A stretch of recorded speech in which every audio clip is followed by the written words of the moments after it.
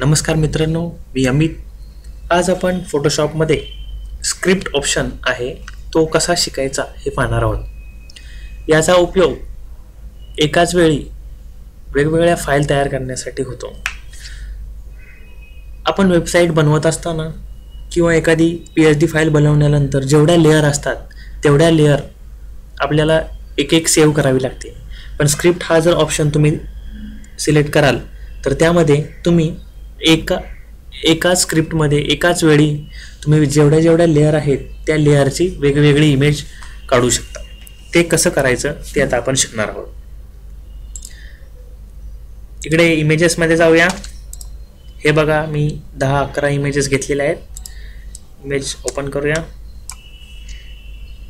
Image open केली आहे बघा. त्यावर त्याची PSD बनवूया. सगळ्या इमेज एकसाथ खेचून तुम्ही डायरेक्ट ड्रॅग करून सोडू शकता. बघा इकडे बघा आलेले आहेत सगळ्या इमेज.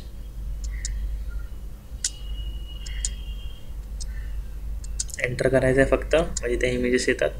आता इकडे बघा, तुम्ही इकडे बघा सगळ्या इमेजेस आलेल्या आहेत. लेअरचं लॉक काढूया. आता ह्या इमेजेस तुम्हाला सेव्ह करत असताना एका वेळी कशा करायच्या. प्रत्येक वेळी आपण नॉर्मल कसं करतो, प्रत्येक लेअर चालू करतो. बाबा चल मला ही लेअर चालू करून ही लेअर करतो, सेव्ह करतो, इकडून जातो आणि JPG फॉर्मॅट जो आपल्याला हवा तो घेतो आणि सेव्ह करतो. पण तसं न करता आपलं काम सोपं करण्यासाठी फोटोशॉपने नवीन ऑप्शन आपल्याला स्क्रिप्ट हा ऑप्शन दिलेला आहे. तर त्यामध्ये तो कसा वापरायचा ते आपण बघूया. ह्या इमेजवरती बघा आपण घेतलेल्या आहेत वेगवेगळ्या सगळ्या लेअर्स सिलेक्ट झालेल्या आहेत. यांची आपल्याला वेगवेगळी PSD पाहिजे. यांची आपल्याला वेगवेगळ्या लेअरमध्ये इमेज सेव्ह करायची. ते कसं करायचं बघ. PSD तयार झाल्यानंतर आपण फाईलमध्ये गेल्यानंतर इकडे बघा स्क्रिप्ट्स म्हणून हा ऑप्शन आहे. इकडे जायचं आहे. इकडून खाली यायचं आहे बघा, एक्सपोर्ट लेअर टू फाईल हा ऑप्शन आहे. त्यावरती क्लिक करायची आहे. त्यानंतर तुम्हाला ज्या पाथमध्ये आपल्याला जे हवं आहे, इमेज हवी आहे, ती पाथ घ्यायची आहे. इकडे बघा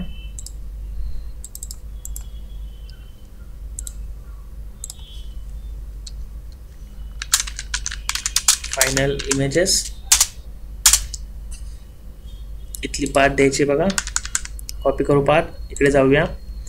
इथे ती पाथ पेस्ट करायची आहे. Ctrl+V करूया. आणि इथे बघा तुम्हाला ऑप्शन दिलेले आहेत फाईल टाईपमध्ये व्हिजिबल लेयर्स ओनली. जर इकडे जेवढ्या लेअर तुमच्या व्हिजिबल आहेत तेवढ्या लेअर जर तुम्हाला हव्या असतील तर इकडे क्लिक करायची, नको असतील तर काढायच्या. म्हणजे सगळ्या लेअर तो करून देतो आपल्याला. आता इकडे फाईल फॉर्मॅट दिलेले आहेत BMT, JPG, PDF, PSD, PNG वगैरे वगैरे. जर तुम्हाला JPG हवे असतील JPG सिलेक्ट करायचे. आता मला PNG हवे आहेत म्हणून मी PNG मध्ये जाणार आहे. PNG 24 हा ऑप्शन सिलेक्ट करतोय मी. त्यानंतर बघा इकडे खाली 3 ऑप्शन दिलेले आहेत. ट्रान्सपरन्सी, इंटरलँड्स आणि ट्रिम्स लेअर. ट्रिम लेअर हा जो ऑप्शन आहे तो खूप महत्त्वाचा आहे, कारण वेब पेज सेव्ह करत असताना आपल्याला हा खूप महत्त्वाचा पडतो.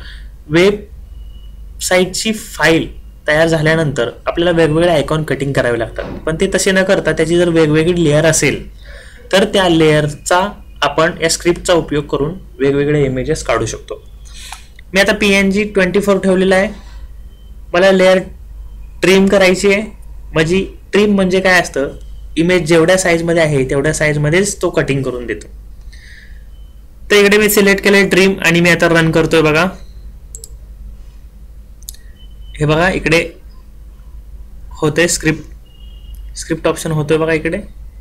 हे बघा ही फाईल आपोआप सेव्ह होते.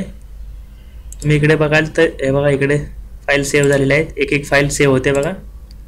काही न करता ऑटोमॅटिकली फोटोशॉप आपल्याला या फाईल देतोय.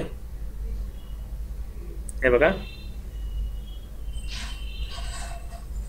आपण काही करत नाही. फोटोशॉप स्वतः या वेगवेगळ्या लेअरची वेगवेगळी फाईल आपल्याला तयार करून देतोय. इकडे तुम्ही बघाल तर बघा इकडे सेव्ह करतोय फोटोशॉप. आपण जी फाईलचा पाथ दिला होता त्या पाथमध्ये बरोबर तो सेव्ह करतोय बघा. हे बघा इकडे तुम्ही जे बघताय ती त्याची प्रोसेसिंग चालू आहे बघा. हे बघा